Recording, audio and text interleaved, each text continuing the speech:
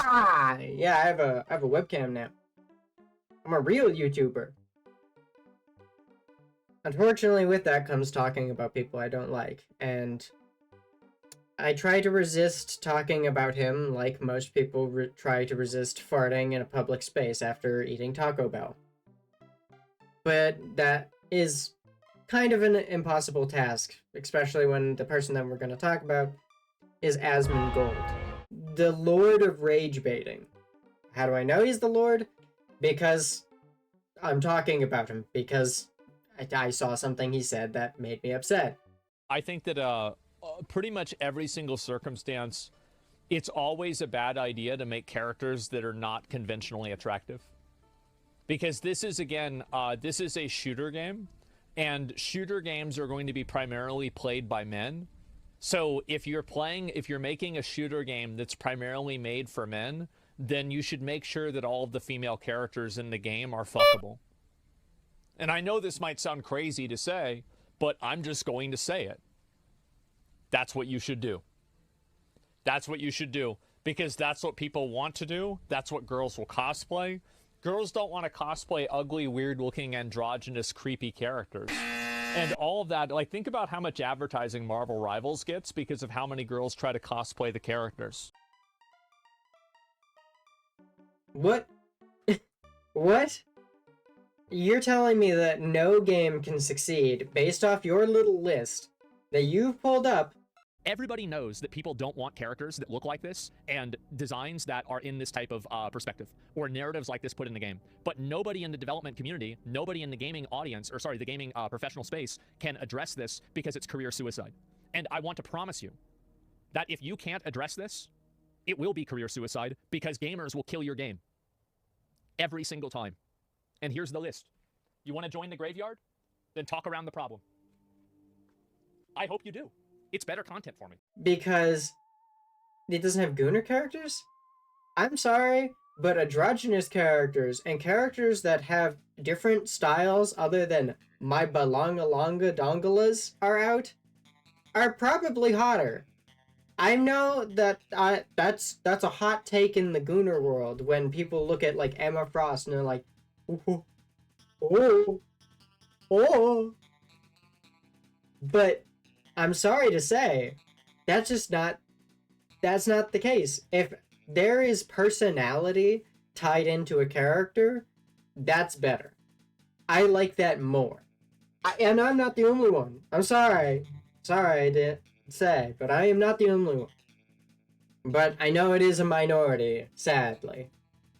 Moving on to the next point, he says that it will not do good if it doesn't have Gunnar characters. There are plenty of games that don't have Gunnar characters and still do fine. Titanfall 2. Okay. Yeah, it does well. But I still love that one, so I count it. Escape from Tarkov. I wouldn't say Baldur's Gate. People attribute that, but it's not real. Oh, I guess you can take off the character's underwear, so I'll remove Baldur's Gate just to be a little bit fair. But the point is, there are plenty of games out there that don't need to have Gooner bait in it to do well.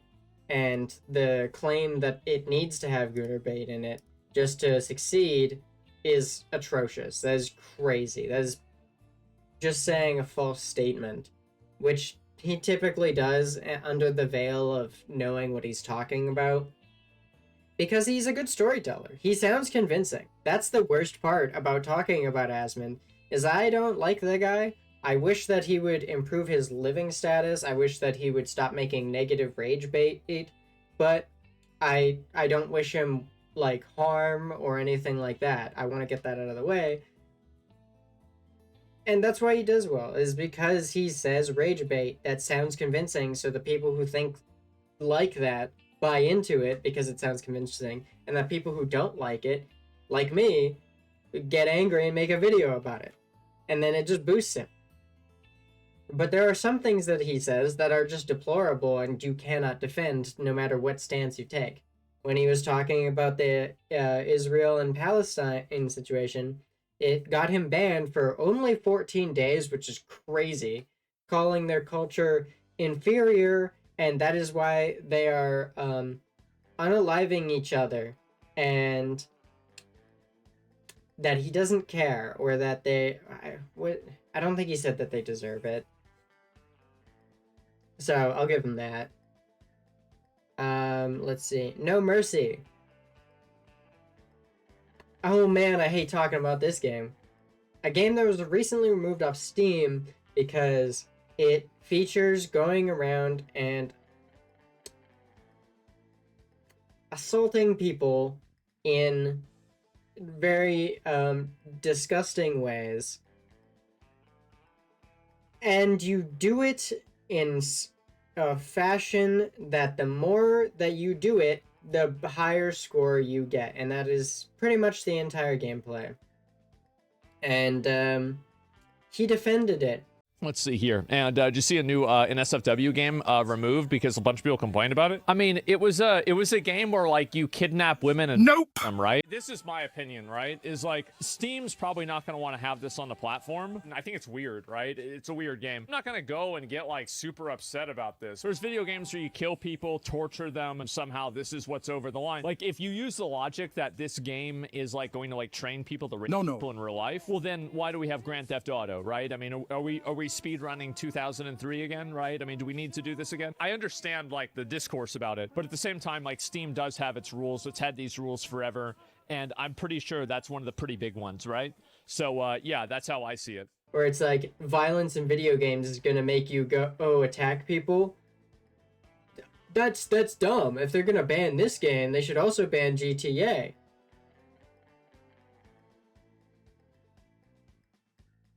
Hey, Asmond, if someone's going to go out and do those things, they're not going to... If someone's going to go out and go do those things, they're going to play the game that lets them live out their fantasy. No normal person is playing No Mercy. It's just like when people were saying that PDF files should just talk to AI bots that pretend to be children. Well, guess what? That only encourages them. People who are normal are not going to go to those sites and talk to bots in explicit ways pretending to be minors.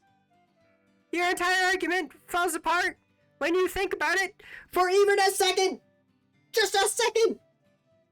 Oh, God, why am I'm just like the prime example of someone who should fall for rage bait. I just can't. I don't know, man. He's a good storyteller, but like single digit number of original teeth remaining in head. I don't know what to say about that one. Rats cooking in the sun. Mold. Cockroaches? Yikes, dog. Like, don't get me wrong. He is getting better, apparently. It is unfortunate that he's had to get money to do better. I know he doesn't actually use any of the money he has. He's gone on record saying that. But there's no way that he's just cleaning his house himself, right? Like, he's got to have somebody helping him or some way of doing that. They got to scrub the blood off the walls, right?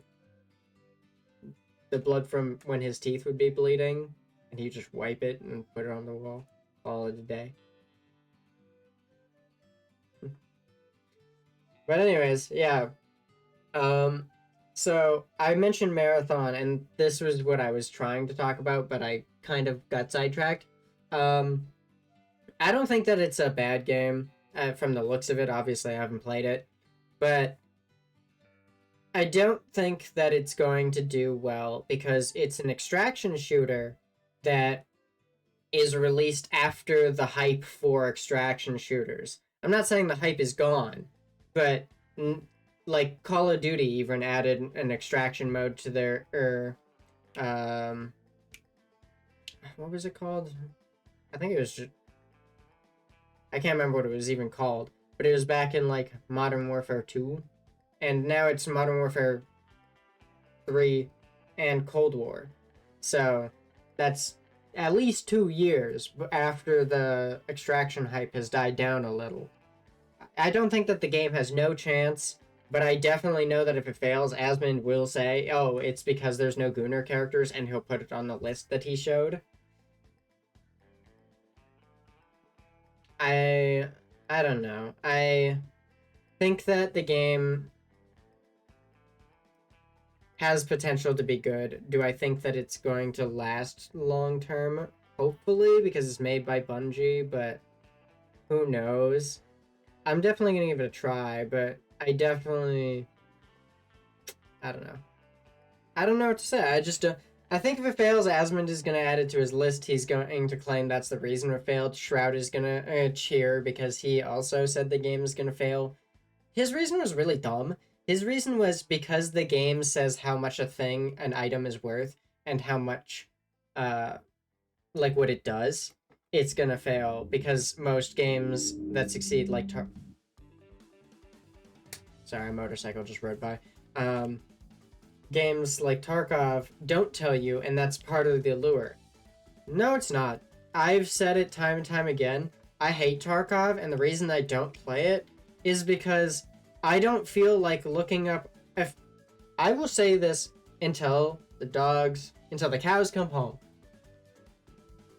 You cannot design a quest that does not show you where to go with no map, no UI, no explanation, and think that is good game design. When the mission goes, hey, this is the name of the mission, find out for yourself, and you have to look it up, then that's not good game design. If I have to look things up specifically to complete them, then that is ass. That is lazy.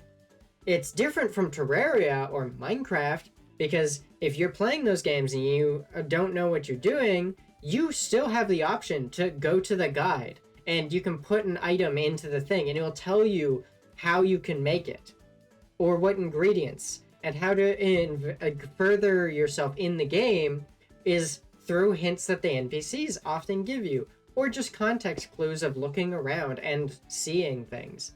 But in Tarkov, when I have to go find a little letter that's out in the forest underneath a little hunter stand, and then the description loosely describes it, but you have no idea where to go, meanwhile also having to worry about AI and other players, that's not good game design.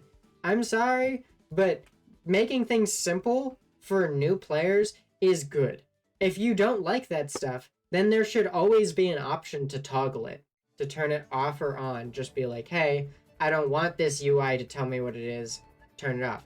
I think that he's right in that regard, where if you're an experienced player and you don't want to see all that mumbo jumbo, you should be able to turn it off. But new players, definitely, it should just be there. It's more friendly, it keeps the player base going, it keeps things getting bigger. But the point is, Assmondgold sucks. He needs to turn around, and he needs to not only take better care of himself, he needs to stop rage baiting, and he doesn't need to do any of this. What am I even saying? He doesn't need to do any of this because people like him the way he is, and that's going to make him money.